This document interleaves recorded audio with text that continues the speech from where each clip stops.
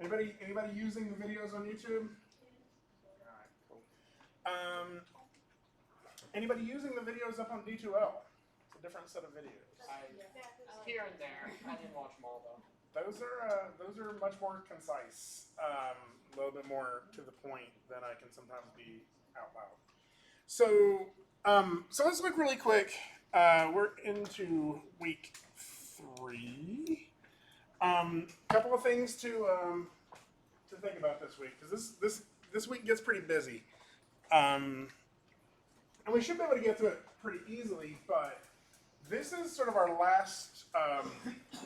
These last 2 classes are sort of our last sprint toward finishing up Project 1. Okay, so we have all this week to work on it, but when we come back in next week, there's that's when that's going to be due. So if we go back and look on week 2 when we kicked off that project, I think I emailed you all about it just to let you know. I had the wrong day of the week typed in here. I had it set up as Thursday, September 17th.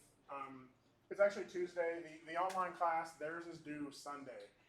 So I'm kind of giving you all a couple extra days to work on it. Or really to have it turned in. But in my head, I would aim at trying to have it finished by Sunday, just because aiming earlier means when something messes up, you still have a little bit of cushion to fix it, right? So we're all aware that this is coming. This is where the write-up is on week 2 under assessments. But if we look at week 3, this is where we are now. So as always, we got our video lessons. And this is a long list of them. I think this is one of the longest lists of them. There's 10 of them, if I'm not mistaken. 11 videos. So that's because this is I give you some options in here. To kind of explain this, there's an online section of this class to keep it kind of equitable for everybody. Some people may be doing this class from Chattanooga on like their own laptop that may be like 2 years old, right? And rendering is really taxing on your computer. It takes some time, it takes some processing power. And so to make it doable online, I give everybody some options on how to render. So there's 2 different types of render engines, and we'll be talking about that here in a few minutes, that you can render with. One renders really quickly, but doesn't look as good right out of the box. You have to put a little bit of extra work into it to make it look good. The other one renders much more slowly, but looks incredible, right? Now, you all are in here with these machines. I would encourage you to go with that second option, with the slower renderer that looks really good. But I'm going to show you both methods between today and tomorrow. So I'm not going to, if it starts feeling like we've gone over a little too much today, I'll cut it early. I don't think we're going to get through everything. But if we can get to a big majority of it, I would like next class period to be mainly time for you to work. So watch through all these videos if you want to kind of brush up on it and kind of a recap on stuff. What we're mainly going to be looking at today is sort of finishing up our scene. These first 4 videos, or 3 videos, right? We're going to get some environments in here. We're going to get a little bit of water in here, so like it has some motion to it. We're going to put a camera in here so you can control how the character or how the viewer sees this. And then we're going to play around a little bit with lighting and rendering with these 2 different render engines and sort of see the different ways we can create these shots. The last thing we're going to do is we're going to render out these images, or render out these frames as an image sequence, and then compile those together into a video, because the thing you're going to be turning in is a video. So that's a lot to go over this week, but we should be able to do it. As a reminder, I'm broadcasting through Zoom. If you want to hop in there, the way you find that is, again, up in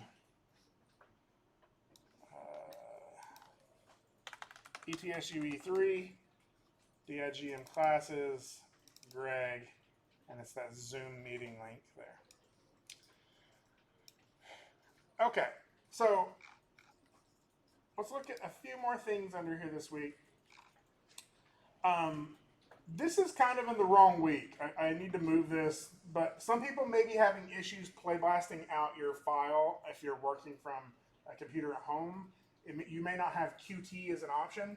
That's one of the settings that'll help, or one of the things you can do to try to fix that if you're having that issue. And then this image is just some of the render settings when we come time to render. The areas that I have in red are all areas you're going to have to change, areas you need to look at every time you render. The settings that are in here are not necessarily the exact settings you may need. So for example, in this example, I'm using frames 1 to 200 as the section I'm rendering. You maybe did a slightly longer animation and you're doing 1 to 250, right? So you're going to make these changes, on your own. But in the video, I kind of go through this process of setting this up. So and we'll do that here as well. The last thing I want to talk about is the only thing really due this week for you is the discussion. I mentioned that in class because the first week, it was a lot of people did the discussion. Almost everybody had like something in there. A couple people missed stuff on it. The second week, there were way more people who didn't reply or who didn't get all of the points. All of your points should be in there right now. And the way you can tell is if you don't have 5 points, that means you either missed a reply or you didn't do the initial post. This is a graded item. In fact, all of these discussions add up to make up 30% of your grade. Well, that and the quiz. So remember to be doing these. I think the stuff you all are getting out of them are pretty useful. Also remember that your comments on them are not just, yes, I agree. I try to get something out of this. Try to have a conversation in there that will sort of add to your experience here. It shouldn't just be a chore. This isn't just taking out the garbage, right? I would love your input on these throughout the semester. If you're like, that discussion post was stupid, or whatever, let me know. I want to make these classes better. And so I'm always open to refining these. In fact, what would have been a better discussion post? I want you all to be able to get into these, to be able to have conversations. This one for this week is to find something that you sort of fight with, right? Some issue that you have inside of Maya, and I want you to actively try to solve it, right? So I give an example in here. I didn't like an example post. I didn't understand how to delete the edge loop tool, or how to delete an edge loop if I accidentally inserted too many. After reading a forum post I found on Google, I learned how I can delete edges by hitting delete, but it would leave behind vertices in those edges where the edges used to be. Finally, in my help, I learned that I can hold control and delete edges and the vertices. So this is the purpose of this is to find something you don't understand and figure it out. Because in the end, after you go through 4 years of college, that is what people are going to pay you to do, right? They're not going to pay you to repeat a process. Like, nobody's ever going to come to you and be like, hey, you know what? I need 3 cartoony cars driving across a bridge. And you're like, yes, I know how to do that because I did that before. Every project is going to be something you've never done before. And your job is going to be able to be solving problems, right?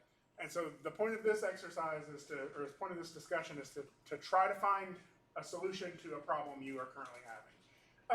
I mentioned this early because you're going to be working through stuff over this week, like, and you're going to hit a problem. Like, just use that. Like, solve that problem, figure it out, do some Googling, watch some YouTube videos, try to solve one of your own problems, and then come back and teach the rest of the class about it. Right? That's what this discussion is for. If you read through all of these discussions, it's like reading like a tips and tricks blog. Right? You're just going to get tons of little tips that you may or may not have already known about. Okay. Okay. So let's go ahead and get this out of the way. So what we're doing today is we're going to start sort of finishing off our environment for our scene. I'm going to go ahead and open up my project again. As a reminder, I'm not double clicking on anything. I've opened up Maya. I'm going to go to File and Set My Project. That way Maya knows where I'm working from. So for me, mine is on, I think it's on my scratch drive, drag, bridge. Right? I'll set it there. And then I'll go to File, Open Scene. And the last one I worked on was this Bridge Reconstructed 04. So I'll hit Open. Can you set it after you already imported it the wrong way? You can. So if you just double clicked on it and it opened up and you're like, oh crap. Before you do anything else, go to File and set your project. And it'll be okay. However, if you apply a texture or something like that, this is where it gets a little confusing. Is that well? Let me show you. This is why this is important. If I get my bridge, remember I applied that texture to the bridge here. If I go look at the path of that, if I go find that texture and see where it's looking for it, that's not an address, right? That's not a location on your computer. That doesn't say C:desktop, whatever, right? Like it doesn't start with that. It just starts with source images. Because if I set my project, that folder could be anywhere, right? It's saying relative to your project, it is in the source images folder, and it's that file. Right? Now, if I applied a texture before I set my project, it would give me an absolute link, right? It would say, well, that's on your desktop on this computer, right?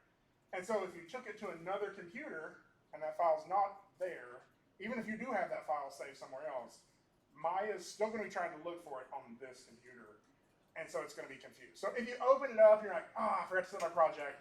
Just before you do anything else, set your project. Now, inevitably, it happens a lot. Lots of people, you'll get halfway through working on something, you'll be like, oh no, I forgot to set my project 2 weeks ago. Like, I've been working for 2 weeks. How do I fix this? It's the same way. Anybody ever like spilled like a bag full of like beads or M&Ms or something? Yeah, you clean it up the same way, right? One M&M at a time. Takes a long time, and it ends up eating into your work time, right? And so that's one of the reasons I warn you about it a lot. Is a lot of people will be like, "Hey, why are my textures not showing up? I have 500 of them," and I'll be like, "Oh, you didn't set your project. You have to point at all 500 of those again, right? Like that is the thing I'm trying to save you from having to do." So yeah, it's all right, and it's inevitably going to happen, and you'll be like, "Oh, I must have forgot," and you have to go reassign that. But I can help you work through that as you go. I'm just trying to save you that heartache. It'll happen, and it will remind you to set your project in the future. It's really what will happen. Okay, yes. We do that every time we get on it. Well, if you're working on your computer at home, you don't have to send it. Like it's going to remember it because you're always logged into that computer. The reason we have to do it here in the labs every time is like once you log off, Maya has a tendency to forget a lot of stuff. You may sit down and it's remembered that you set your project.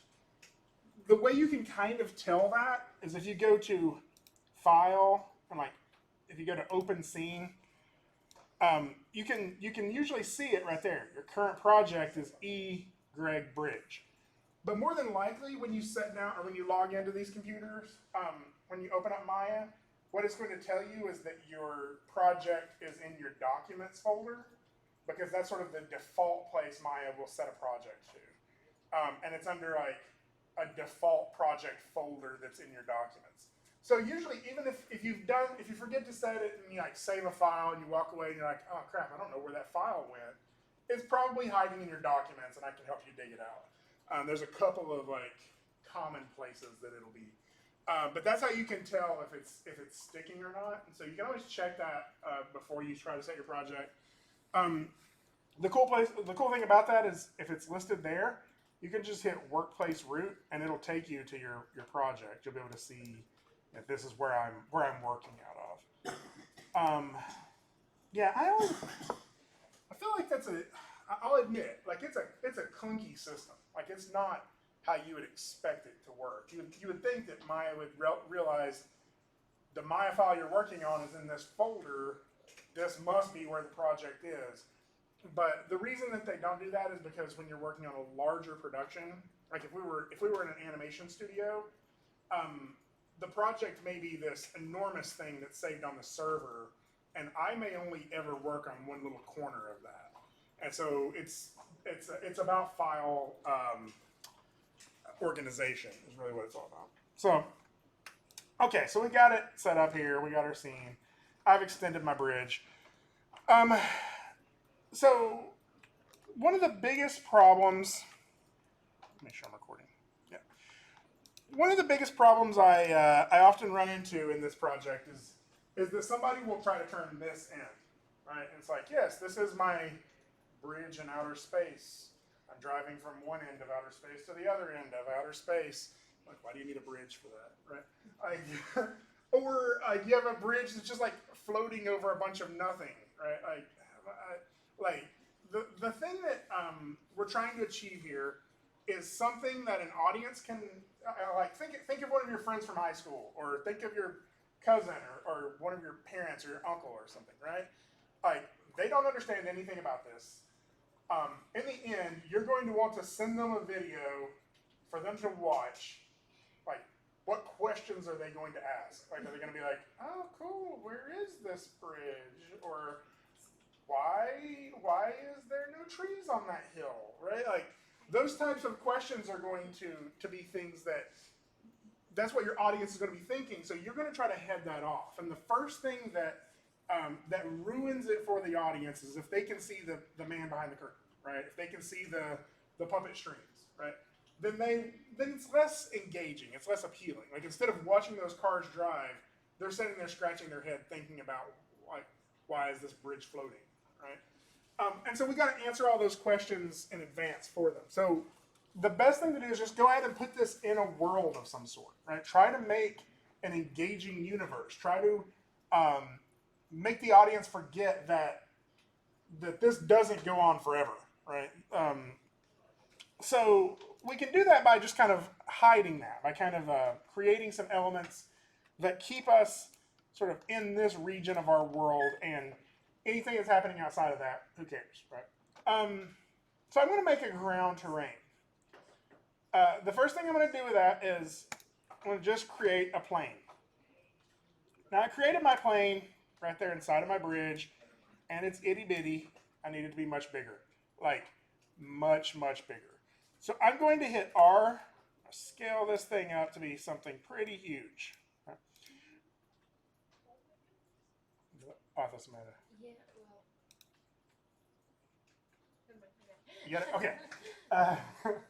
So I'm gonna make this like, now it kind of feels like it's on it's on some sort of ground, right? But again, like your aunt or your cousin or whatever is gonna be like, well, so that's the edge of the universe out there. I can see where I drive off the universe into the whale's mouth. Like, yes. What would cause your polymodeling menu to not appear at all? Oh, up here on the top, is the whole shelf gone, or are you just in a different? There, it's just this, nothing is apparent. That's the problem. Is anything appearing on the? Let me come look. Is that just Oh, is that what it is? that's just fine. Yeah, just the whole. Are these the other ones in there? Yeah, try restarting and seeing if that fixes it.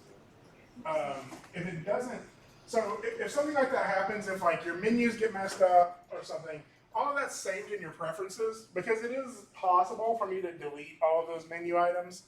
And we can actually, if that happens, there's a way we could delete our preferences while Maya is closed, and when we open Maya back up, it'll just recreate them. But the first step is probably restarting Maya, see if that works. If it doesn't, I'll show you how to. Did that fix it? Okay, cool. Okay, so we can see the edge of the universe, and I'm not convinced that this is a real world, right? So I'm going to kind of find some ways of making this more believable. Now, anybody like J.R.R. Tolkien? Anybody like Lord of the Rings, The Hobbit, and all that? Yeah. I've always looked for the actual quote. I wish I could find it. I've heard people talk about it in an interview, or in documentaries where they were interviewing him, and he had this like legend in this Silmarillion or something about this mountain way off in the distance, and if you can just barely see it back there, and that's where all these ancient peoples live, and they have this culture and everything. And and someone asked him, well, why don't you write that story? Why don't you make a book about those people? And he's like, well, if I did, I would have to invent a mountain that's even further away that has some ancient people in it that we don't know about, right? We just need to be able to see the mountain in the distance to believe the world goes on forever, right? And so if I can just kind of give us some hills here, then we will just believe that past those hills are some more hills and there's some rivers back there and whatever, right? We just need to sort of create a little valley or create a little area here that is a microcosm of the whole world, right? Now, I could start doing this just with regular modeling, right? I could go to face and start pulling this up, right? And hit 3. And so I'm starting to get a little bit of a hill there. But I want to undo that because I only get so much detail to work with, right? I only have 10 by 10 faces. And so if I wanted like a little river running through here, I don't really get that option, right? I either get this giant gorge or this like mountain, right? I can't get a little trickle of a stream that goes through it. A what? Oh, a grid? Yeah. So if you're still seeing the grid and that's kind of bothering you, there's this button right here. It doesn't have a grid. Yeah, on my plane, like here's just the lines. If you select it? Yeah, it's like Right where we get faces. this. Yeah. Okay. Yeah, yours is just one polygon. Oh, that's interesting. How did you make that? This is square. Well, I'm going to actually show you in the next step on how to make more of those. So you'll So the reason ours has this amount of detail in it is because when we created it, when I click this polygon button, right, it generated at whatever settings we had, right? If I went to create and then polygon primitives and we got this plane, if I go ahead to this little options box, you'll see that my settings are set for a width of 1, a height of 1, and a width division of 10 and a height division of 10. Now yours maybe is still set to a height division of 1 and 1 for some reason. If that's the case, you could always go to here and just hit, I was using that for my other project. So. yeah, you can just go to edit and then reset settings and it will set it back to the default.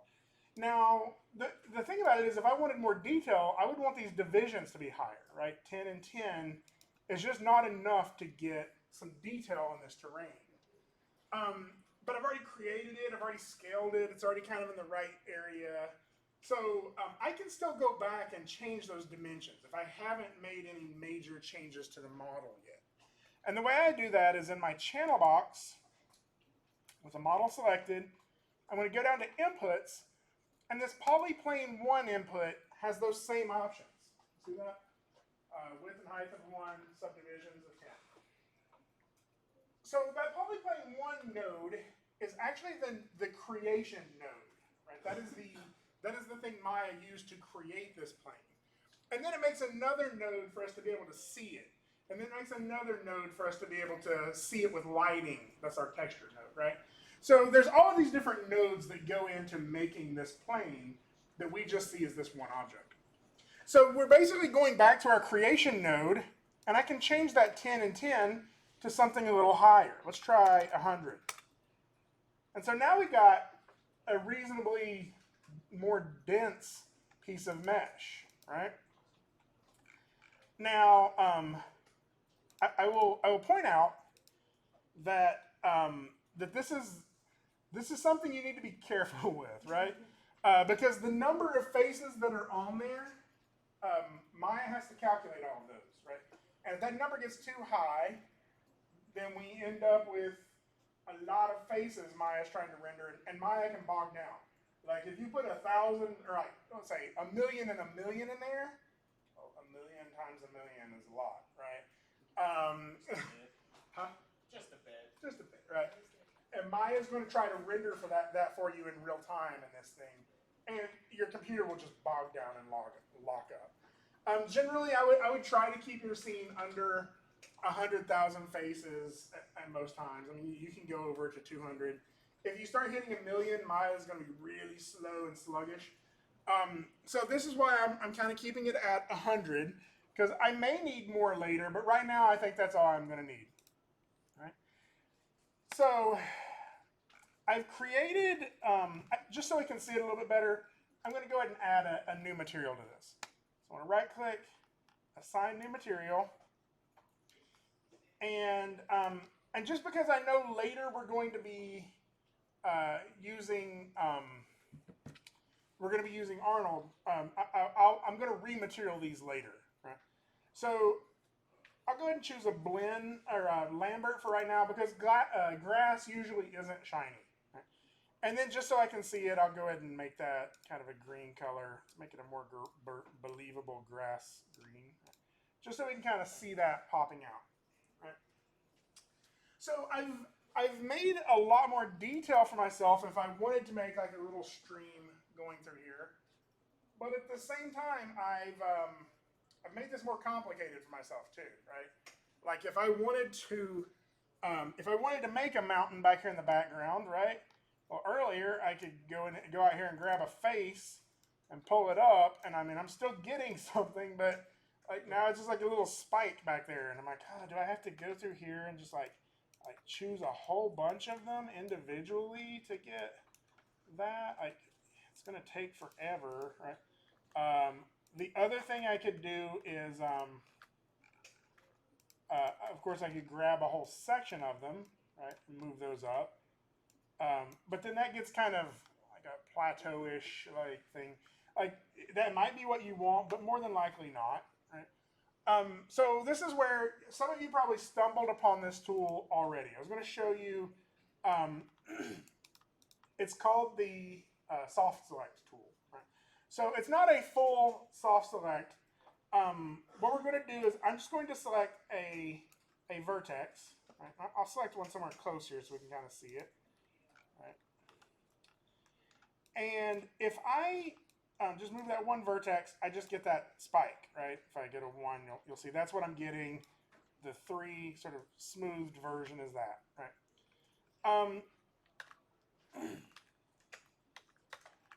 So if I tap the B key, you'll notice that I start getting this fall off region. So now I have that selected, but you'll also see it's kind of yellow around the edges there. And if I move it, it still doesn't seem like it's changed very much. But if I hold down B and click and drag, you'll see I start being able to draw this circle. Hold down B and then click drag from side to side, and I'll get this fall off radius. Now I can show you another way of getting that fall off radius. If I open up my tools menu, so I'm currently in the move tool, this little button right here, well, I'm sorry, it's this button right here, the one with the hammer and the 3 dots. Right? This is my tool settings. Now it opened it up on my other screen, but I'm going to bring mine over here and just sort of mount it right here. So my tool settings, this is for whatever tool I have selected, which is currently my move tool. And what I'm actually doing right now is I'm using this soft selection option in my move tool. And you'll see that the B key toggles that on and off. So this is sort of a shortcut to be able to get to here. The fall off radius is a number I can dial in here as well if I wanted to do that. And the way it falls off can be controlled with this curve. Now that's a little more detailed. Like if I wanted to choose this curve instead, you'll see I can sort of pull it up like that, right? Or if I wanted to choose like something like this, right? I'm able to pull up that sort of range. So I'll just go ahead and set that back to the default. Right? And so now, just by having one piece selected, I have a fall off from that single frame selected that allows me to affect a region around it. Right? I don't really usually keep my tool settings up here, so I'm just going to, can I slide those closed? Apparently not. Apparently I have to completely get rid of that. Okay. So this will work with whatever you have selected, though. If I select that region, I'll get a fall off from that region as well, right? Or even if I wanted to use like this little lasso tool right here, remember it? I could draw some sort of weird mountain range here, right? And then slowly pull that up in order to start getting some mass there. See that? I know it's hard to see with the right? So that is one way that I can start to get some terrain in here. Now, that's really nice if I wanted to make like a big mountain in the background to hide that edge of the world we got there. So I'm just going to go ahead and do that. I'll select here, make my brush much bigger. I'm going to sort of start pulling up some stuff around the perimeter here. And that way, if I'm down in here, I'm not too worried about what I'm seeing off here in the distance, right? If I wanted to, I could even go in here and duplicate one of these or make another plane to make some more mountains even further away. But this will give us like sort of a believable world of where we're going to be at, which is for the most part just going to be like right through here. Now, that's still a little tedious, like to grab each of those points and sort of move it around. And one of a more sort of natural way that a lot of people like to work is to be able to sculpt, right? How many of you have actually done any sculpting in real life? Like you use like tools like sculpt clay? Yeah, cool. So later, if you get into more complex modeling, there's a couple of sculpting programs out there. There's one called ZBrush. Anybody use ZBrush before? Okay. ZBrush is what's used for a lot of character modeling because you can sculpt in a lot of details really quickly. We have it here if you ever want to use it.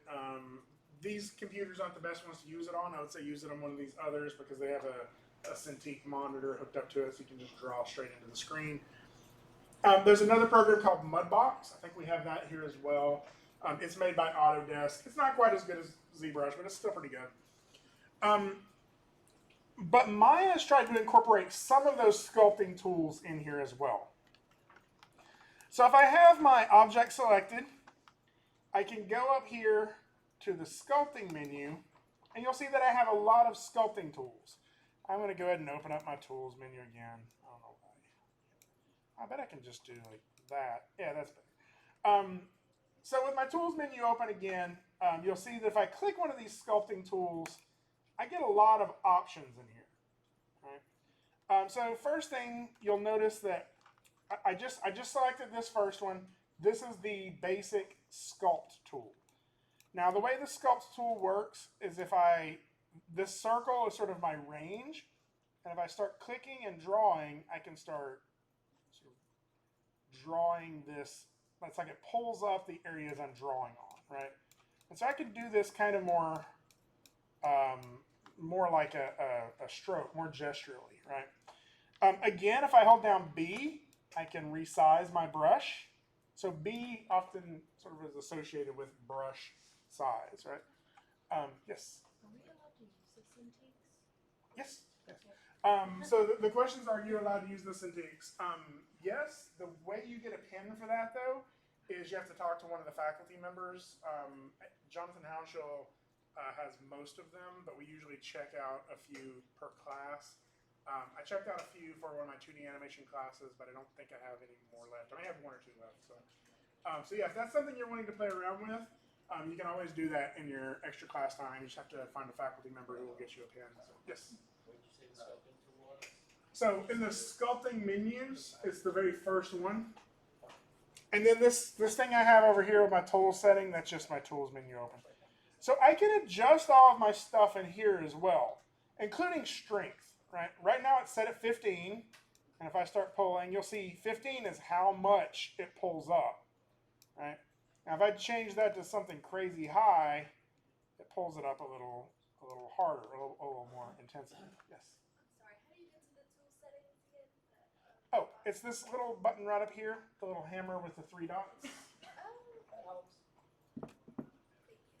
Okay. Sir, my lasso tool isn't working. Is it this one right here? No, that's wrong. Sorry. You're fine.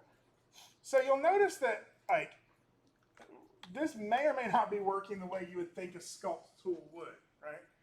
Because there are very few actual tools that you have in the real world that if I drag it across a piece of clay, it adds more clay to it, right? Like that, or like pulls it up. Usually you're carving into it, right? The other thing you'll do a lot in sculpting is you'll sort of like, you may like add some clay, but then you try to smooth out the edges, right? So smoothing and being able to cut into this are two tools that we would use a lot. So by default, the sculpt tool is going to pull up, right? But if I hold down Control, it will do the opposite. It will push down.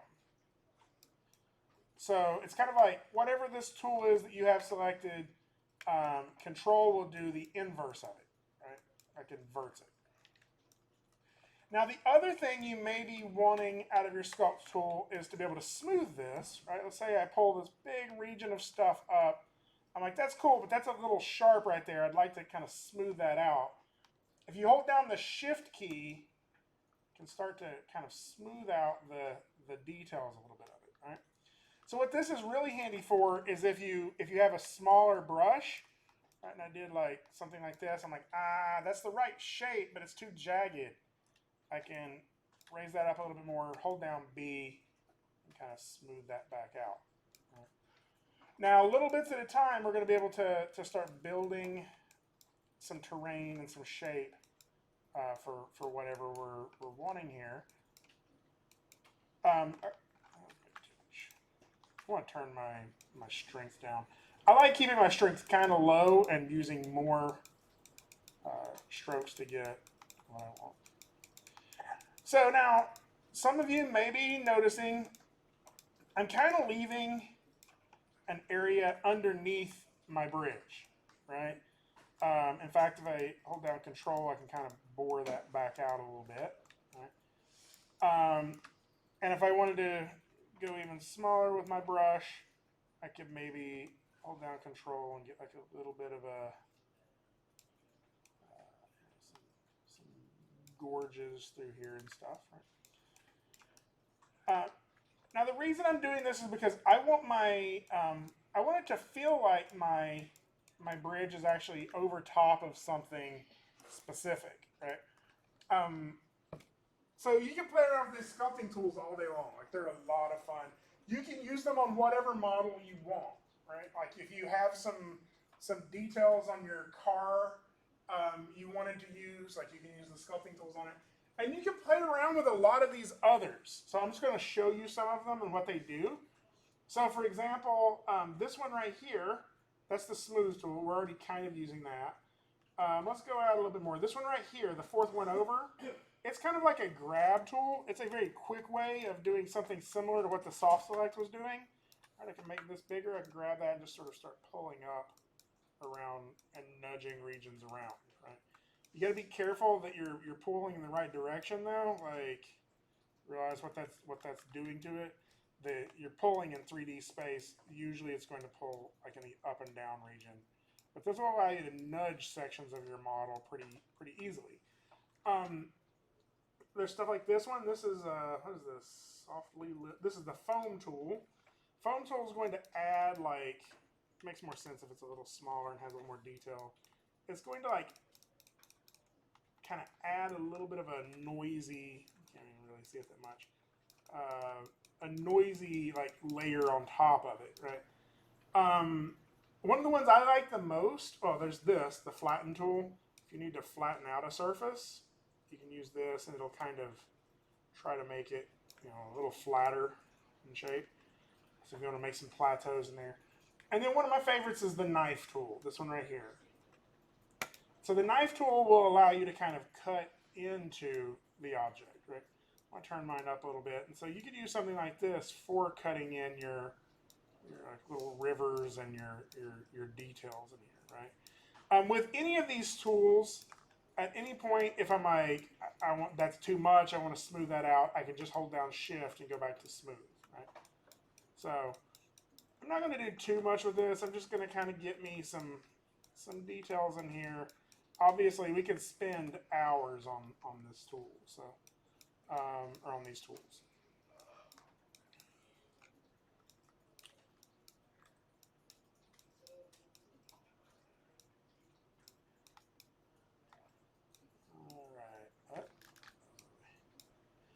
So I'm trying to get something that feels a little more believable.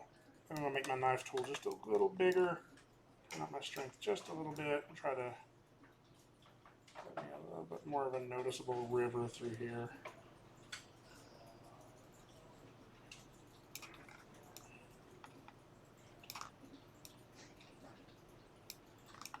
Okay. So we can play around with this all day long. I'm going to go ahead and stop mine there, but feel free to keep working on it.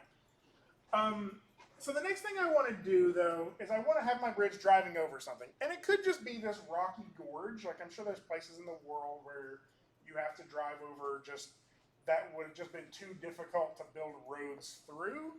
So they just built a road over it instead. But in most cases, roads go over water of some sort of body of water. So I'm going to create a little river, pond, water mass under here, right? And again, the way I'm going to do that for mine is I'm just going to use a plane. So I made my plane, scale it up really big, and you'll see that it's already kind of starting to feel like a mass of something. Let's go ahead and assign a new material to this. Water is a little more reflective, so I'll use a blend, some very faint watery colored material. And the cool thing is, as I start lowering this, you'll start seeing these other masses kind of take the shape of the water, right? So you'll start getting stuff like this. And that feels a little bit more like it's actually over some form of water. Now again, apparently my bridge is going from a dirt road to a dirt road, right? So you can take your road and continue that along the edges. You could even manipulate the road to kind of go around the mountains. Or more than likely, what would happen in the real world is they probably would have leveled that out a little bit more, sort of dug into the terrain to clean it up a little bit. So you could use your sculpting tool to clean that terrain before you put that on there. I'm not gonna spend tons of time detailing this in class because everybody's going to do it a little differently, right? We're not all making the same exact terrain. So we're getting something like this. And the cool thing about mine is I want to show it, but I'm just going to show a region of it. So I just need to make sure that like the parts that are going to be shown are going to make sense, right? So for example, mine here, like that bridge is just hovering over this water. I really need those posts to be taller, right? So I'll probably just go ahead and scale those up until they go into the water and then move that down so they actually feel like they're in the water, right? And then the other thing is once I get a camera in here, I can make sure that the road extends to the parts that I'm actually going to be able to see, right? So I can extend that out further, but I don't maybe have to extend it forever. Right? Of course, I can add more details to this whenever we want. Okay.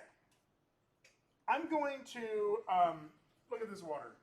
Like, it is a sheet of ice right now, right? It's not got anything that sort of represents water on it. Now, there's a lot of different solutions for this, but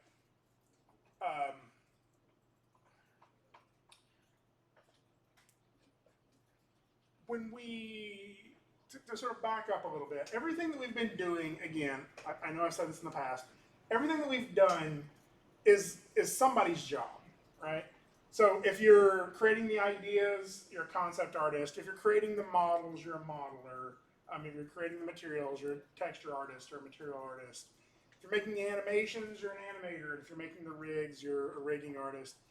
If you are creating the environment, there's an environment art position in video games, or maybe that's just a modeler if you're in an environment modeler in a film, right?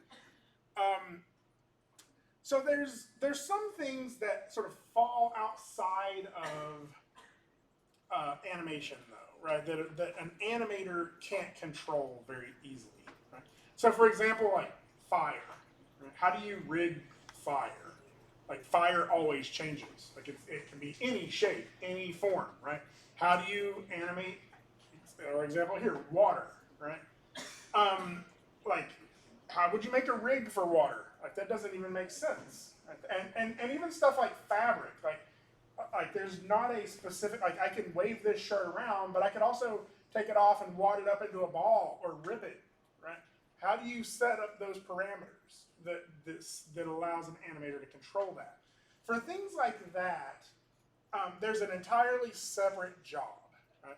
In traditional animation, it would have been just called special effects, right? If you needed fog, there was an artist whose job it was to draw, fog in like a certain layer and like project it in a certain way, right?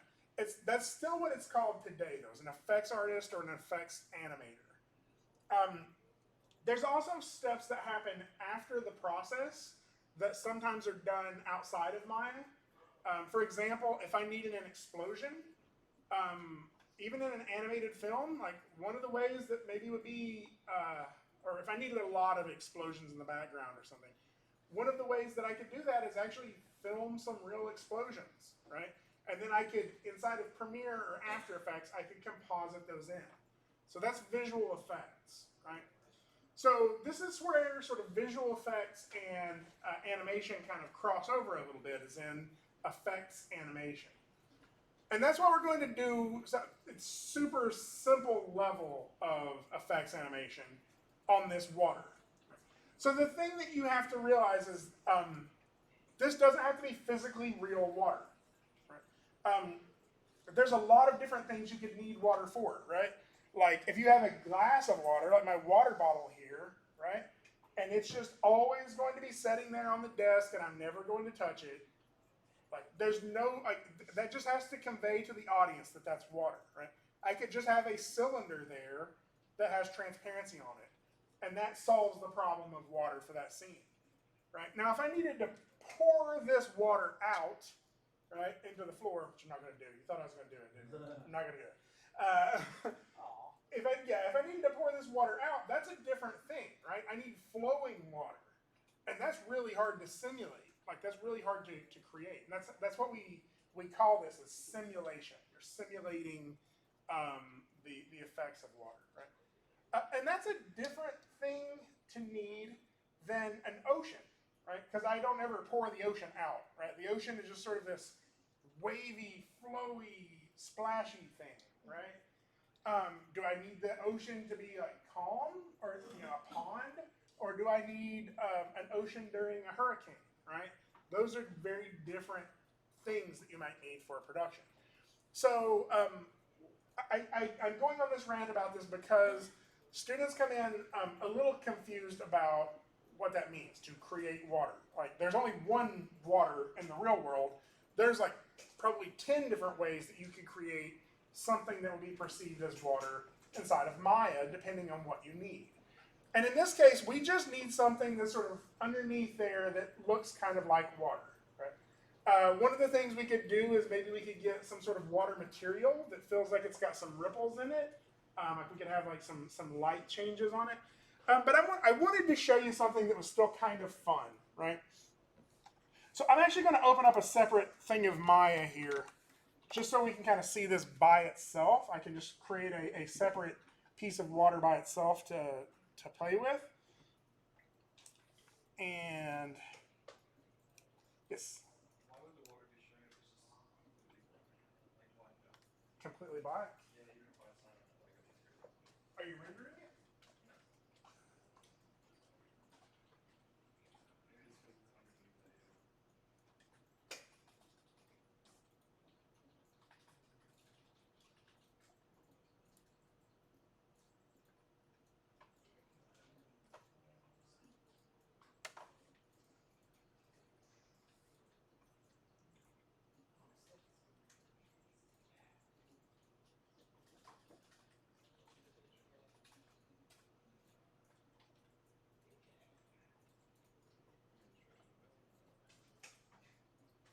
Try that and see what that does.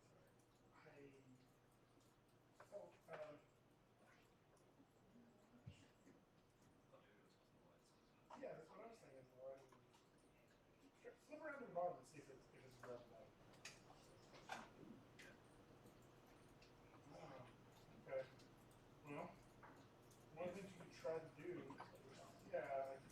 just showing you like the normals, I think. Try just rotating it 180 degrees.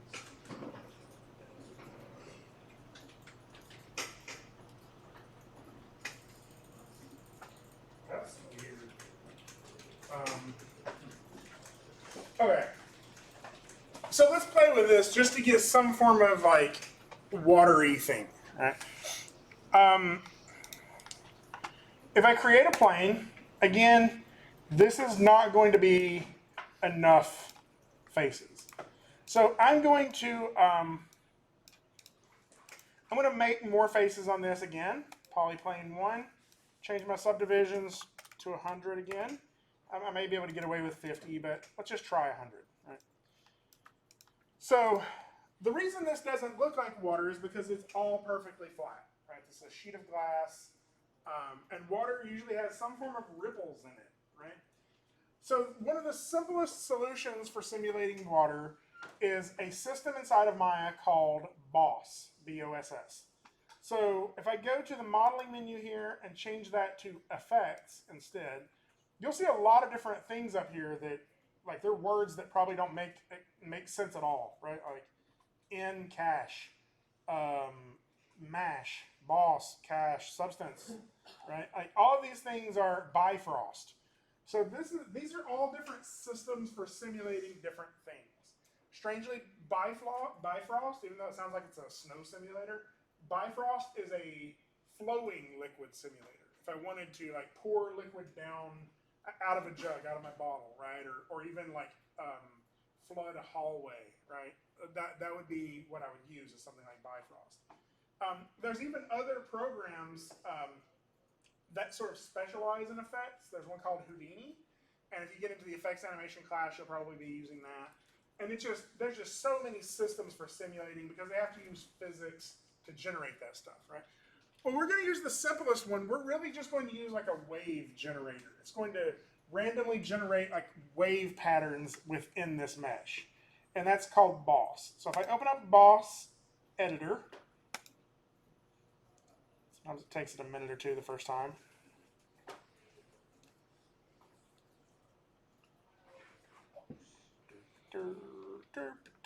There it goes.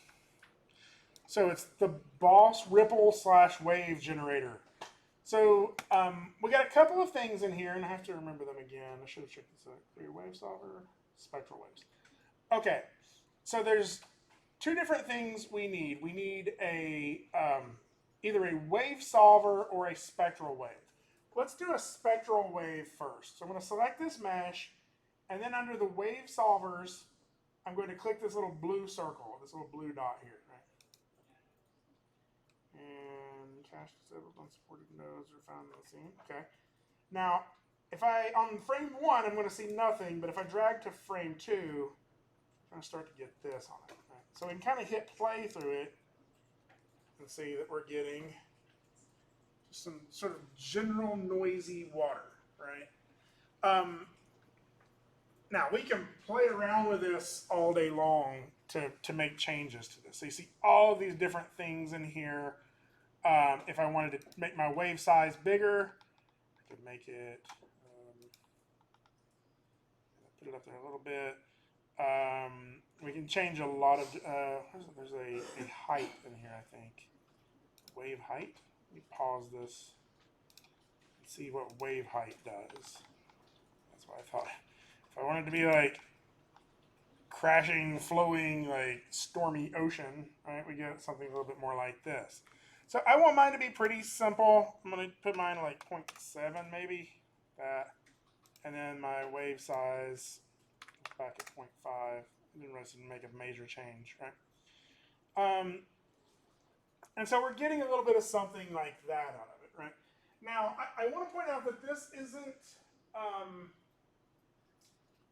I don't know if this is important to know this, but I'm going to tell you anyway. This is not simulating, right? This is kind of just like running an algorithm on it. And that's important to remember because when you're simulating stuff, very small changes cause it to simulate completely differently, right? Think of dropping that box of M&Ms I mentioned earlier, right? If you drop it on the corner of this desk versus just straight on the floor, that's going to change the trajectory of every one of those M&Ms, right? I don't know why I'm pouring out these M&Ms. M&Ms are delicious. Do not pour them on the floor. Put them somewhere safe. In your belly, yes. So there is one more thing you can add to this, because I know some of you like the idea now. I can see the cogs turning in your brains, right? Some of you want to put a boat in this thing now, right? Or you want to put something in there. So now you do. And so we can do that. I'm going to make something kind of simple. In here I could create a sphere. Right? And I'm just going to put some keyframes on this sphere to just move it around a little bit. So I'll hit S. I'll move it kind of quickly. Move that over to there. Move that over to there. And then I'll move it back over to there. All right. So again, this isn't a simulation, because if it were, that would be affecting that water. And you'll see that it's really not, right? It's just moving around on top of it. Maya actually, Maya doesn't recognize until I tell it to that I would ever even want that sphere to affect that, right? It doesn't know what I want that sphere to be. It may just be a placeholder so I can remember where I'd put an object before, right? So Maya's not going to make any of those decisions for me, but I can tell it to make this object create a wave within this, like to stir up this water a little bit, right? Now I have to remember how to do this, because it's been a couple of days and I always click these in the wrong order. So I think I select the sphere, wave influence. I have to, yes, add geo influence to selected solver. I think I have to create a wave solver first. Yes. So I've created a wave solver with this little image button right here, this little like create wave. Right? And then when I have that selected, I can select my sphere and click this button. So hopefully now what I get is not working. Let me undo that a few steps and see if I did that right.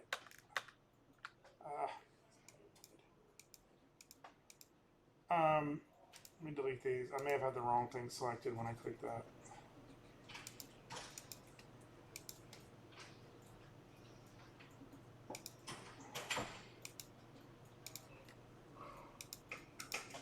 There we go. So I got my spectral wave. I'm going to select this and create a wave solver. I may have had the wrong thing selected.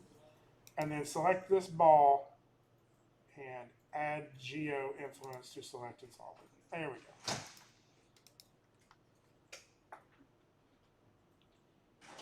I don't know if you can, I don't know if that's affecting it. I think it is, but it's kind of hard to see. So let's crank that up a little bit. Right? If I select my wave solver, not my spectral wave solver, and change my wave height on that to something like 5. Yeah, let's change that even higher, 10, right? Just so you can see it. There we go. You'll see it's kind of affecting that now, and we're getting that result out of it. Now, again, this is going to slow it down a little bit. You'll notice that this is not playing at 30 frames a second, or 24 frames a second anymore, right? Just because Maya's having to calculate this stuff a lot, right? Simulation is something we usually do closer to the end because it will bog it down, right? But you'll see what we're getting there as a result. It's kind of jaggy. So if I hit the 3 button, it's going to slow it down even more, but you're going to be able to see a little bit more of what that wave is going to look like, right? So again, I would save this step to the end if you're going to put something in the water, if you're going to put waves on this thing, as you're getting closer to render time. All right.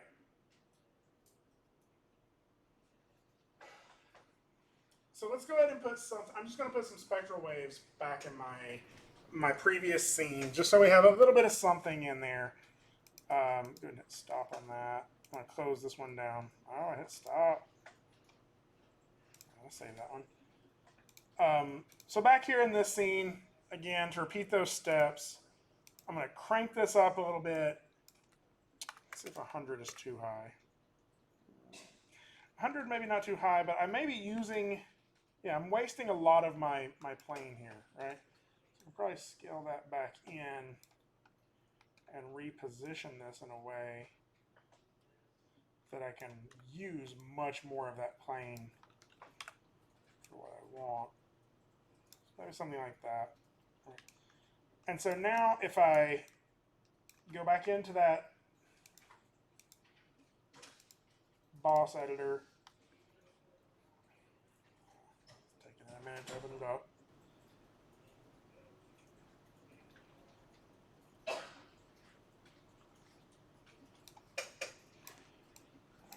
You know what? Now that I'm looking at this, I almost want it to be a little higher.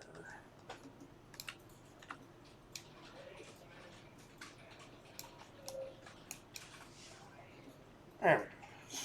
So, have that selected. I'm just going to create a spectral wave on it. And so now we get, that frame 1 is always completely flat. So maybe you want to start rendering like frame 2 or something. But you get this really subtle waving happening on there. So we're getting a little bit more of this like water effect happening under a bridge now.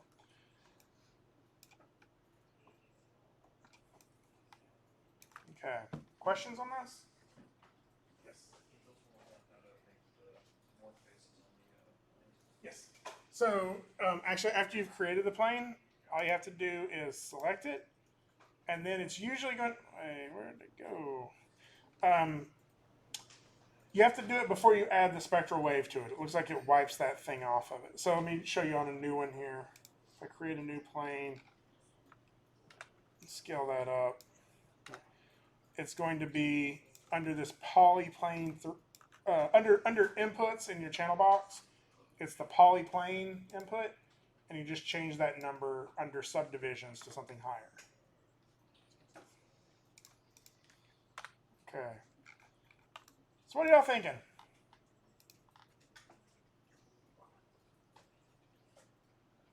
Is this fun? It's been a particularly quiet class today, so I'm just kind of like making sure that that's not a quiet of doom. Like, I just crashed. I'm really sad. oh my crap. That's mine. That's mine. My colors are grouping together. Colors are grouping. Like when I make a new object and then I try to edit the color of it, it just defaults to the green that I made about 10 minutes ago. Yeah. So you make a new object, it just turns it in green. Yeah, and then if I have an existing object and I try to change the color of it, it changes the color of everything. Yeah. So you actually have to add a new material to it before you change the color, because it's just affecting your Lambert 1 material, which is applied to all new things. Oh, well this wasn't green before. Okay. Try to get rid of it. Oh, okay. Oh, that was, okay. Oh, yes. I don't know why it's called. When I put it in here, it's like that. So, pan around to where we're looking underneath it. So I don't know what's happening here, but it's happened to a few people. You're seeing the backside of your object, and it's not rendering the backside. So just rotate that 180 degrees to where the other side is going. Is it something? I can't remember if it's X or Z. And that's not why. I think the X or Z one that want to do it. That song, I don't know what song. I don't know why it's doing that. That's weird. My friend And looked then at when the song, I it's that material, so if I just my decide, friend had that on his phone. It's called. Go to the Like, oh, there it is. I was like, where is it? never told me that name. Okay. So,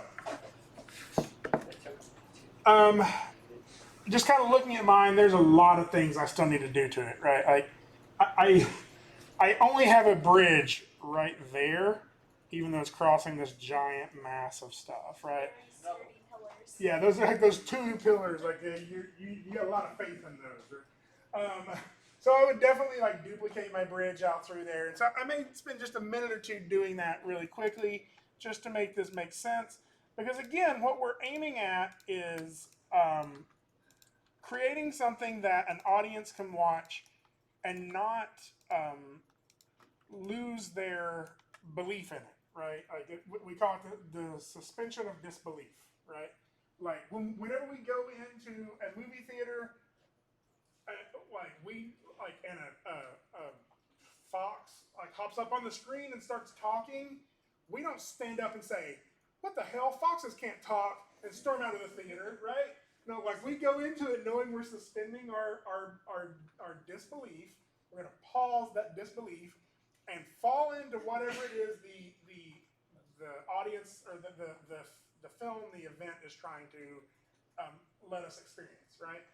However, if like halfway through that, like the fox's eye disappeared for like a second and then came back, and that was never explained, you'd be like, like that was a mistake. Like that was like you kind of fall out of the experience, right? You don't believe it anymore. And so again, I'm just going through here and trying to control that. I want to make sure that anything that might make that happen to the audience, that it doesn't, right? That I can fix it. Oh, put that other piece under there. So I want to get this over here a little closer. Again, I'm just going to kind of duplicate my bridge a few times. Control D. That out to there, just so I can span this entire bridge, right? So maybe something like that. Yeah, sure. And then, of course, like we're going to want to fix this stuff, but I'm not going to mess with that too much right now. And the reason is because I'm going to try not to show it. Like, I don't have to show the audience everything, right? Like, I could very easily zoom out to here and they wouldn't believe it again, right? I'm in control of that. I'm the director. And the director has the ability, and actually everybody involved has the ability to continue to preserve that thing that you would believe in, right? And so what I'm going to do is I'm going to control part of that just by controlling where I put my camera, what I show the audience, right? And this is a very powerful tool. This is one of the reasons, like, anybody taking principles of visual effects? Yeah. Have they given you a camera yet? Yeah, we just did some camera work. So that's it's a whole concentration on it, right? Like that you are in control of this window that the audience is going to experience it, right? And where you put that camera can impact that so greatly, right? Like if a big like hulking character stomps on screen, and you're showing that from like the camera's down on the ground looking up at them, like they feel much more ominous. Versus if you're showing it from half a mile away up in the air, it's less impactful, right? So you can control like the emotion of this as well, right? Like if you have an event happening in yours, where like maybe your car like crashes and almost falls off the bridge, or like I had a near miss on mine, right? Yeah. I can control how the audience sees that, right? Do I want that to be like really like tense? If so, maybe I'm having the camera follow the car and then like there's like nervousness, there's a little bit of motion in the camera, and then they swerve out of the way at the very last moment. I'm not going to get into all that. I just want them to be able to see these events happening from a reasonable perspective. Now, being able to control the camera is much like being Spider-Man, right? Like a lot of power with that, right? So please don't make people vomit, right? One of the first things people want to do when they start animating cameras is they want to make it fly around their scene like 7 times so they can show everything. And that feels like you're on a roller coaster, like after eating a large greasy meal, right? Like it's very uncomfortable. You're like, and it's not like that's not an enjoyable experience. So usually people over animate their camera. So be kind of subtle with it, right? You know, if I'm trying to show an event happening here, I may start from somewhere like back here and then slowly just kind of push into something closer like this, right? Again, this is just an animated element though. So I'm going to create a new camera. I am currently in my perspective camera. I'm going to need my perspective camera again, right? So I don't want to lock this down with some keyframes. I'm going to create a completely new camera. So I'm going to go to Create, Cameras, and I'll just choose Camera. Now you'll see it puts my camera right there. Okay. And I can sort of pick that up. Now, as we've seen before, I can create different viewport layouts, right? If I tap my space bar, I can have 4 different views at the same time, right? I don't really need 4, I need 2. Right? And so I can set that up if I go to Panels, Layouts. I could do 2 panes side by side. I think that might work. So let's try that. And so now I have my perspective camera over here. It'd be nice if over here I could see what my new camera, which currently is just called Camera 1, I'm going to call this R-E-N-D-E-R, Render Cam. So it'd be nice to see what my render cam is seeing on this side. And so what I can do is I can go to Panels, Perspective, Render Cam. And so now I'm looking through this render cam. Now watch what happens when I move inside of the render cam. If I just pull back a little bit, my camera moves over here. Vice versa, if I grab this camera and move it, my render cam updates. So in this regard, I'm just animating another object, right? My camera is just another object in my scene. Do I want to animate it like this? Do I want to animate it at an angle? So there's a handful of different ways I can control this. Now, let me look up.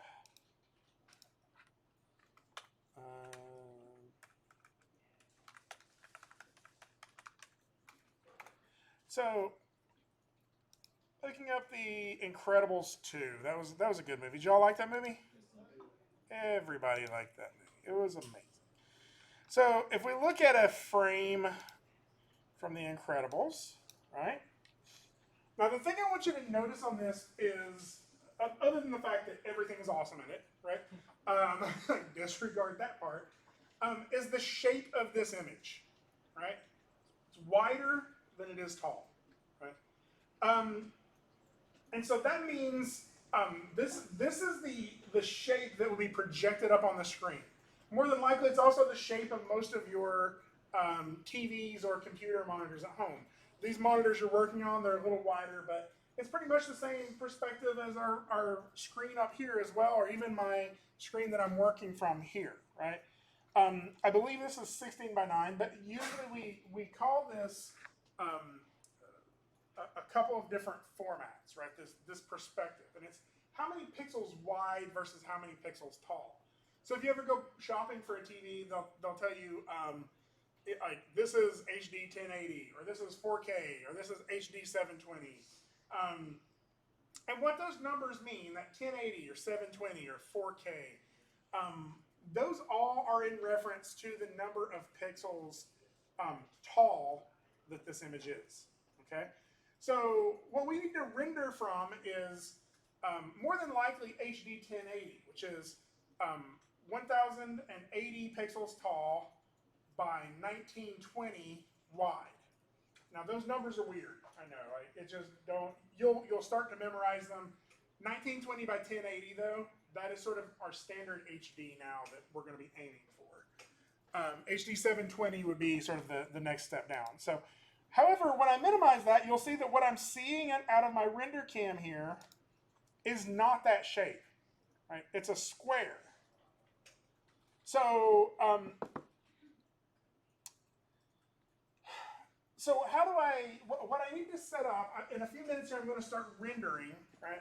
But what I need to set up is I need to be able to see the shape that is actually going to be coming out of my final render, right? I want to see, like if I were to actually hit render right now, I probably wouldn't see the lower half of this, and I probably would see some stuff that's over here that I'm not seeing right now, right? Like my actual frame size would probably be something like that, right? Um, but I can't just guess at that. I need to be more precise. And so one of the ways I can do that is by clicking this button right here. So it's in between show and render right below it. It's a little box that has a blue dot on it. See that? So if I click that, I get this region right here. And so what is in that box is what is actually going to render when we're done.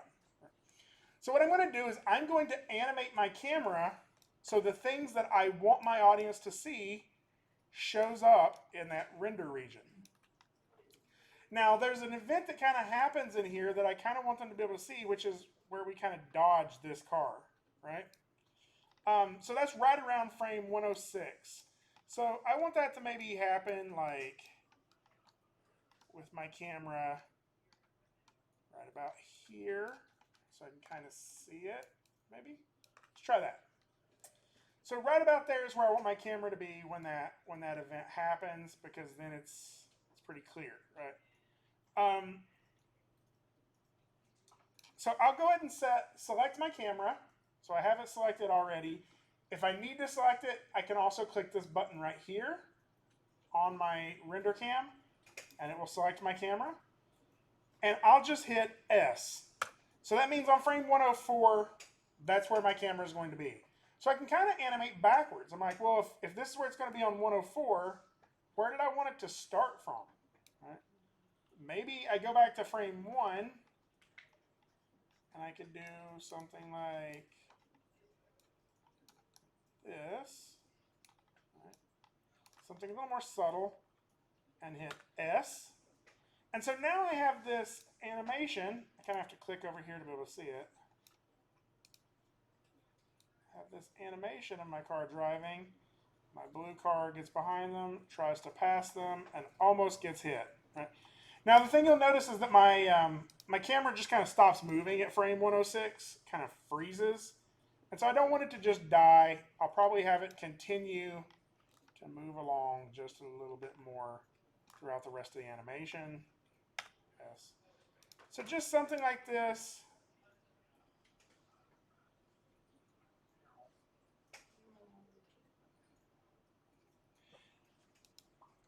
Now, because we're playing this back while that simulation is happening down there, more than likely this is not playing at the right speed.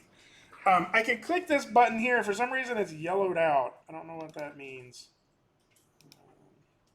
It's giving me some error and telling me the cache playback safe mode, caching disabled, see script editor. So thanks a lot, cache playback. So sometimes I still need to be able to play blast this. So I'm going to select this window, right click, and play blast that out so I can see it. What in the world? It's a weird shape for it. So I can sort of see it in real time and get an idea of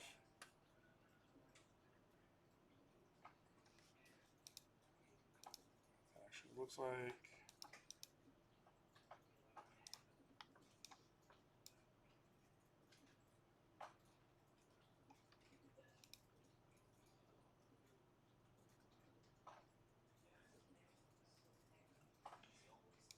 So, again, all of this is stuff that we can control. In all honesty, like, I could do this animation and be like, you know what, that was kind of boring. So it's pretty easy to just go in here and create a new camera without even having to lose that one. I could do this whole thing again with a completely other camera, right?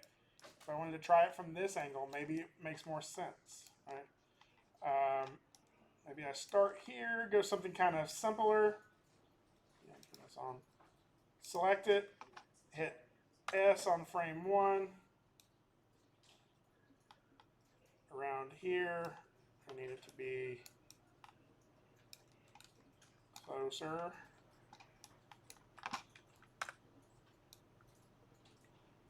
And then by the end here, around to here. So let's see if that's more entertaining to watch. Yeah, I think that actually seems... So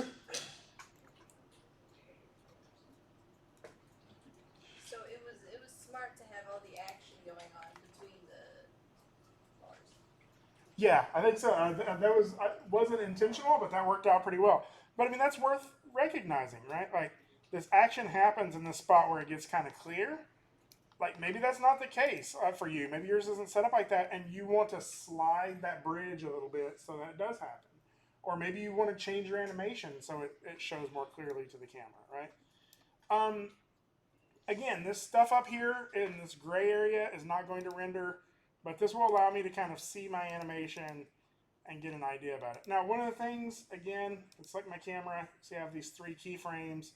I could jump into the graph editor and make changes to this. I could also right-click here and change my starting frames tangent to linear, change my ending frames tangent to linear. And now when I watch this, you'll see like the camera just starts off moving. And it's a little more like easy to watch. So,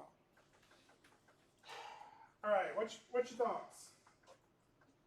How you feeling about this so far? Okay. I'm going to increment and save this, so I have a version of it.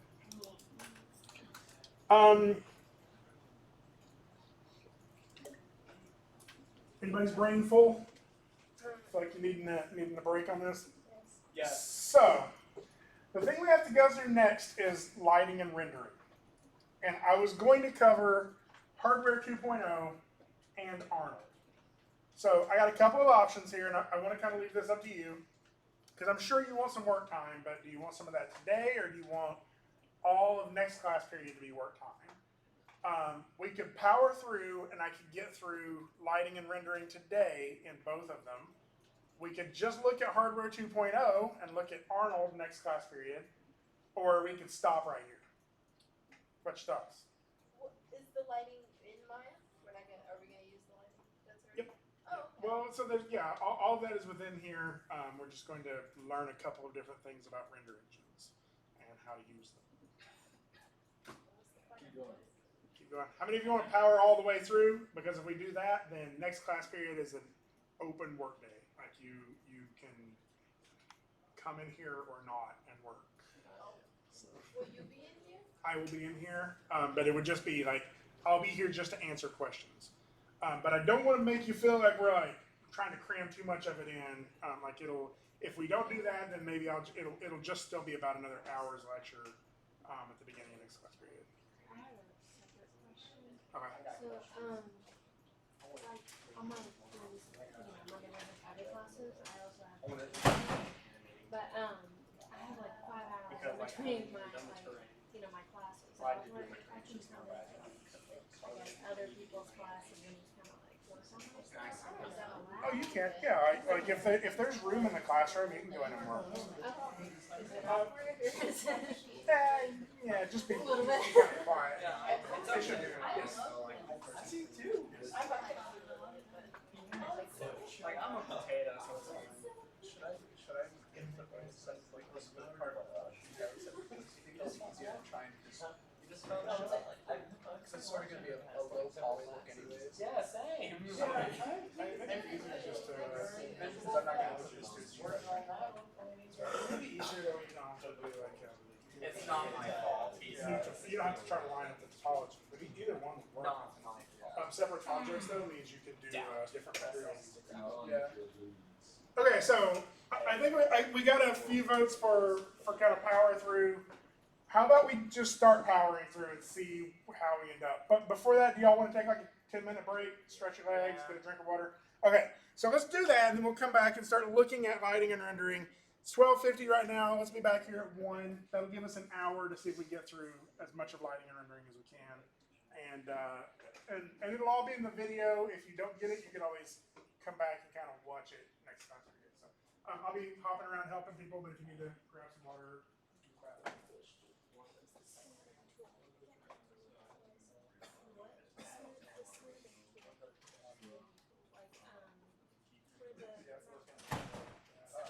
Do you mean like for the sculpting one?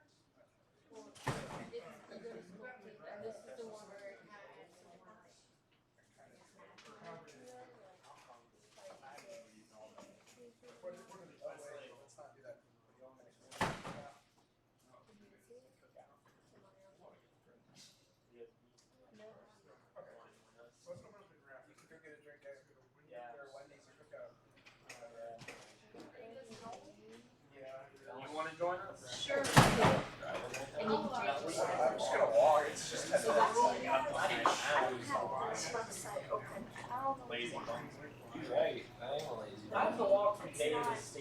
Oh, you don't have the like outliner? And that's on the corner of the campus. It's just this Literally. button right here. Okay, you got a lot I don't even know why. here. Oh yeah, no. Like my, there's so many cylinders. I actually walked my goal lines. And then. There's only like cars. When you gotta walk. I think I'm gonna work on Usually like this. the purple. So basically, you're doing shift the entire animation. Yeah, I changed them. Ish. Not Oh really. yeah. Yeah. And so like I have this really cute We're waiting for one this here one. that's like really bubbly. And You want to relax. yeah, I may just I'm gonna go eat. It's close to being done. I was gonna laugh if like you put in all that work. I got to find out part too, but I was just gonna laugh. You put in all that work I haven't just to started the realize animation you part modeled the yet. sides according to Yeah, the I picture, but did didn't put the something front that on the was back. very Oh yeah, that sounds like something I do, to be honest. Me too. That's why I always, that's why I check like 7 pixels. Okay. I already have. Next class doing that. I've already got 15 Work saves. And just take time with my models. Sure. yeah, I may do that in class or It's kind of hard, but try having your finger on top of it, all the way on top, and then pulling it back.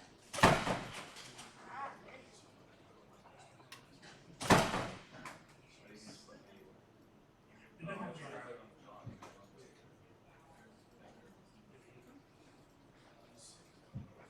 Does a whole while.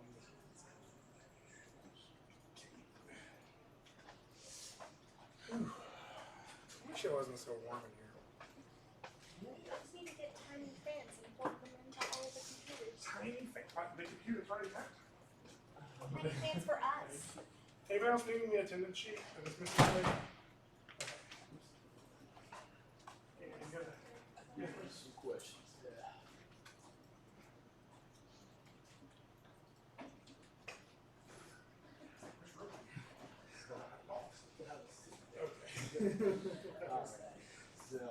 Alright. I need to, one, my keyframes are not showing up in here. And I created some, but I created a few of those together, so these do that. Is there a way to just like clear all keyframes? You have to select the object that the keyframes are. Oh, there they And then you can just, if you hold down shift, you can highlight the whole range. Just right click.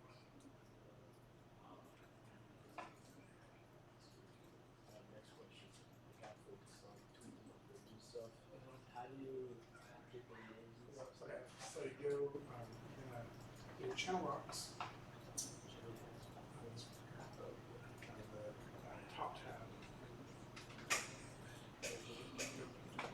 On the side, along the side. Oh, yeah, channel box. Yeah. So, source says poly plane 2. You gotta keep going on with it.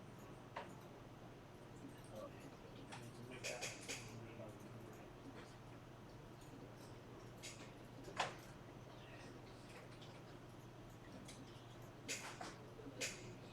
So, now, in the modeling menu at the top there,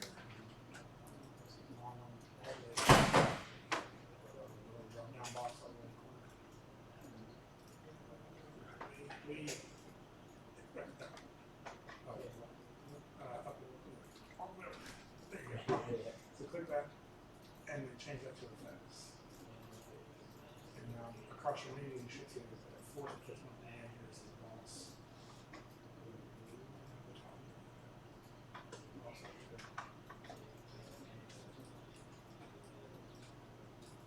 This will give you like the generate and some stuff. so you have that selected, now it's just a little blue dot over there, and then away from the solvers. And now scroll your timeline.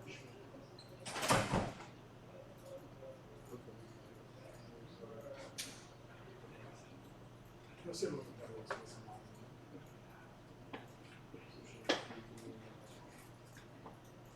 Settings or just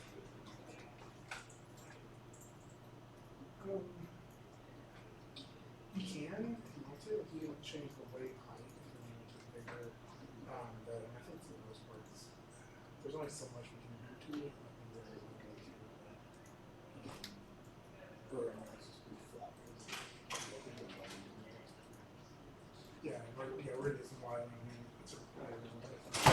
these X out of that now? Yeah. Just close that. And if you reopen it, it should still have that. Okay, sweet. Sweet. Save this. Let me try something quick. Bird.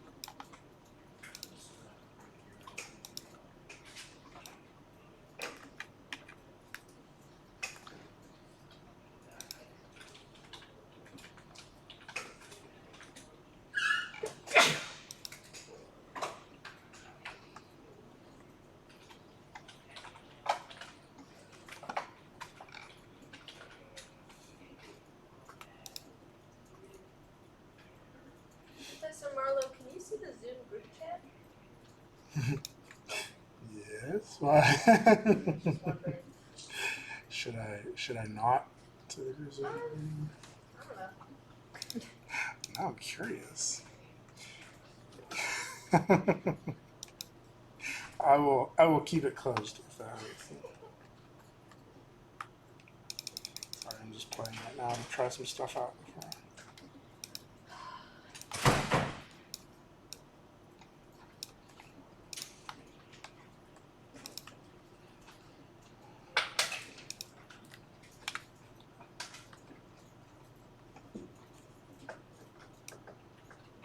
You're just me, or does this room only get hotter throughout the day?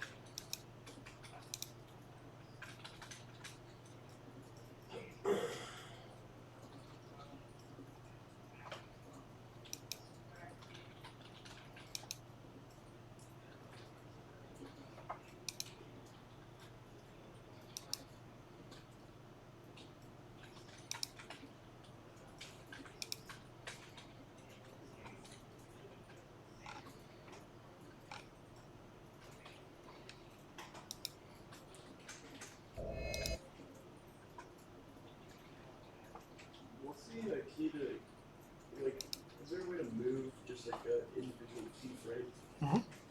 So if you just highlight, like hold shift and highlight that range, then you should be able to click these little arrows in the middle and slide that around. Okay. I'm betting people tried to make it to Cookout and back, didn't they? That's what happened. All right, we're going to go ahead and get started back.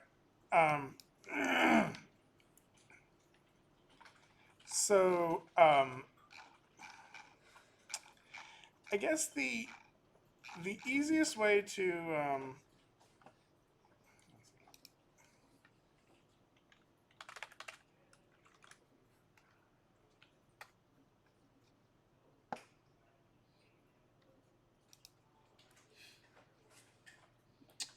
hold on a second here.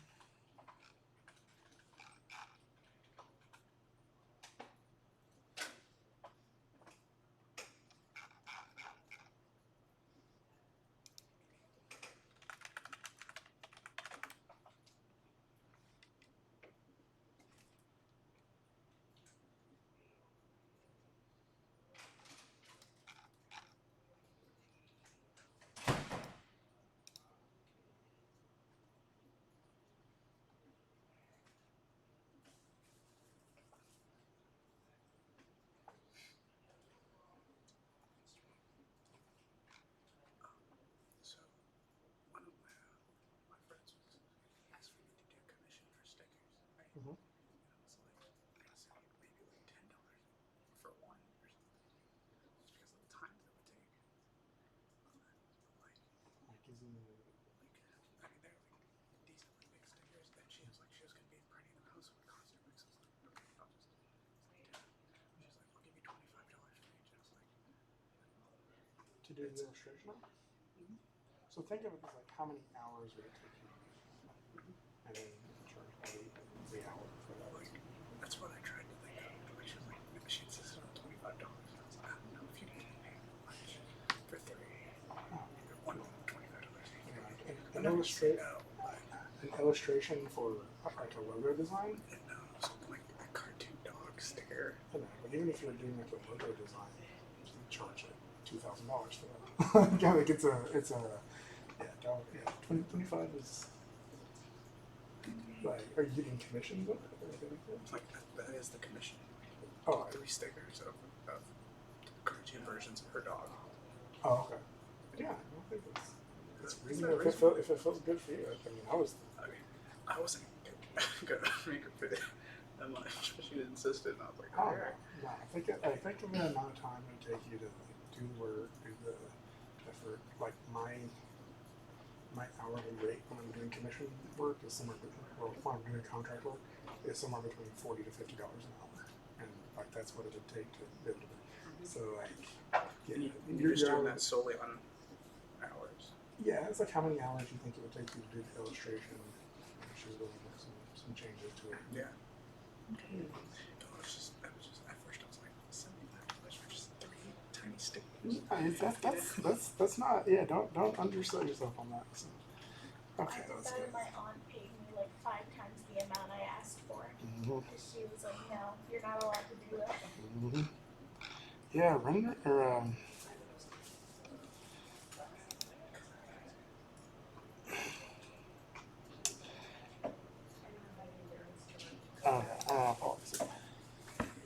Okay, so let's go get started back. Some people may have just ran for the hills. They're never coming back. Yeah, my guess is they're actually sitting in line at Cookout right now. I came back. Yeah, you made it. Okay, so we're going to get into rendering. This is very daunting. It's one of the reasons I kind of wanted to push it earlier. That way we could start looking at it. That way we have next class period to fight with it, right? Like you're probably not going to. It's probably not all going to click, and you're going to be like, that was easy, right? So I keep using that word rendering. And the place you'll usually hear that referred to outside of 3D art, right, is in drawing, right? Like somebody's, a rendering is a drawing of it, right? And the way we can think of it is compiling all of our information to get a pretty image out of this, right? To render a pretty image, right?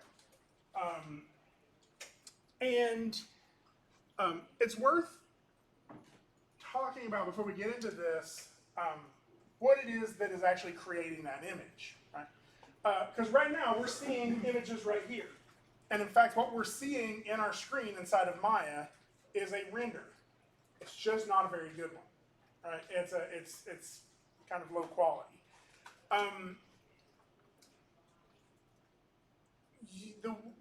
What is happening in a render is Maya is calculating all of these faces. Remember all the vertex face, vertex edge face things. It's calculating the locations of those. It's calculating any texture, material, or materials we put on there. Is it reflective? Is it not reflective? Does it have pictures of brick on it? Right. It's calculating any light coming in, the angle of that light. What is that light blocking? Like when an object is in front of a light, it's blocking it, so it's going to have to generate shadows, right? And then really good render engines are calculating the way light and materials physically work, right? So for example, the sun is outside, but it's not in here, so why am I still able to see you, right? And the reason for that is because light is bouncing around outside, coming into the window, bouncing around in here. We have other light sources from here. We have some light sources coming into the back windows, right? All of that stuff, light bounces around. My bottle is blue, right? It's made up of a material that sort of shows itself as blue.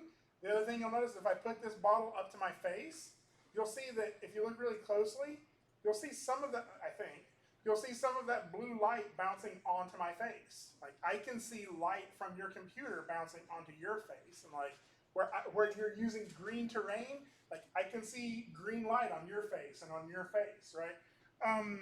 All of those things are happening. Light is very complicated, and we're asking a computer to add all of that up for us and make something pretty. Okay?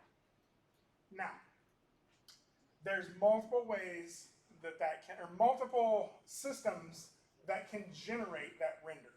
And whatever it is that is generating that render, we call a render engine, right? So a render engine is just going to compile all of that information and try to create an image out of it. If you watch the behind the scenes in a Pixar movie, they talk about like rendering and how it takes hours and hours to render each frame. Thank you. Anybody else need the attendance sheet? Did I miss anybody? Okay. Yep, that's the only person. They already told me they were not going to be here, so that's awesome. So that bounce light, so the render engine that Pixar uses is called RenderMan. They actually wrote it themselves. And it's one that you can actually buy and use yourself as well. And you'll hear them talk about like, oh, you know, we render every frame and it takes 24 hours or it takes 112 hours to render every frame of this movie, like some crazy number. And they, that type of render is most likely going to be called a software render. Okay, so all of that processing, obviously your processor, your computer is working hard, but the way it's coming up with its calculations is by running it through a software program that does that calculation using the entire computer. Right?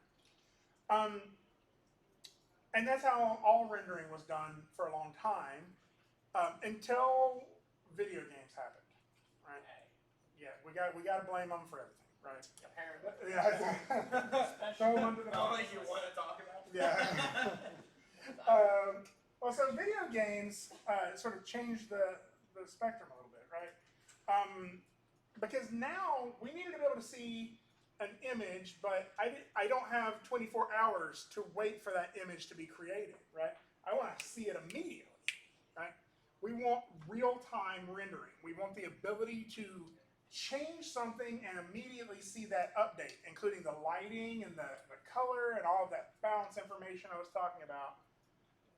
To be able to do that, we started using our graphics cards, right, to do all of our rendering for us.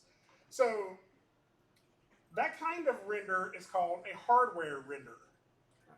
We're using just one part of our computer, and it's dedicated to cranking out those images for my screen. Right? And if I make a change, if I change the way my character's looking, it will render that change in real time. I don't have to wait hours for those images to update.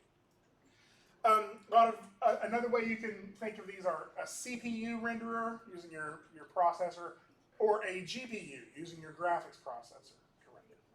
I'm going to show you an example of each. In fact, ever since the first day of class, I've been showing you an example of one of them. A GPU render is what we are looking at when we move around inside of Maya. This is a real-time render that is happening inside of Maya. Effectively, what we have here is the same thing that you're seeing in a game engine. It's just not showing it that well, right? Now, many of you have probably played games. Maybe your computer isn't quite fast enough for some game you wanted, and it just kind of chugs a little bit, or you have to turn down the details on the shadows. You have to make some adjustments to how it processes to be able to play it in real time, right? And that's because game engines are like, we're asking a lot of them, right? Like when that behind the scenes video of Pixar is like, yeah, it takes 24 hours to render a frame. We're asking a game engine to render 30, 60, like 90 images in 1 second, right? So to be able to do that, we have to cut some corners, right? All of that bounce lighting information, like maybe we have to just say, well, just fake some of the bounce lighting, right? Yeah, and that's one of the reasons that some of the quality of the graphics of video games, like, although they look incredible, they're not quite up to that same level of graphics as a Disney movie or a Pixar movie, right?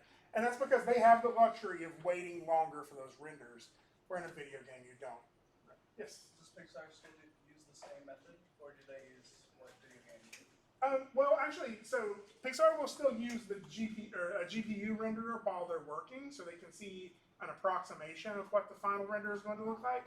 But then when they render with RenderMan, that's a software renderer. So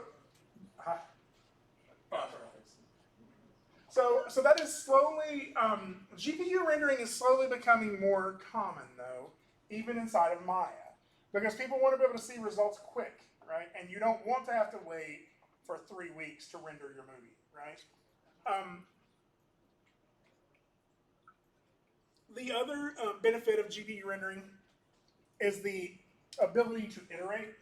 So let's say you have like a blue mountain off in the distance, and the director comes by and they're like, you know what, I don't like that blue. Let's change it to purple, right? Like that could, like, you make that change and suddenly you have to re-render like 5,000 frames of everything that blue mountain was in, right? A GPU renderer is cranking that out in real time. So I'm gonna take just a little minute here and talk about.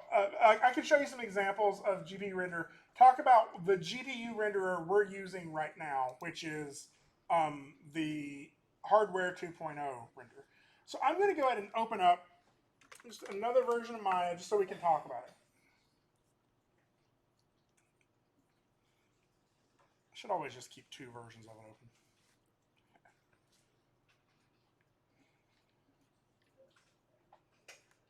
There we go. So I'm going to go ahead and just create us a couple of objects in here so we can look at them. I'll create a plane, a sphere, a box,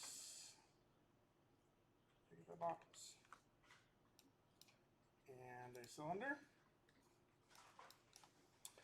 And I'll get in here and I'll just kind of rescale these.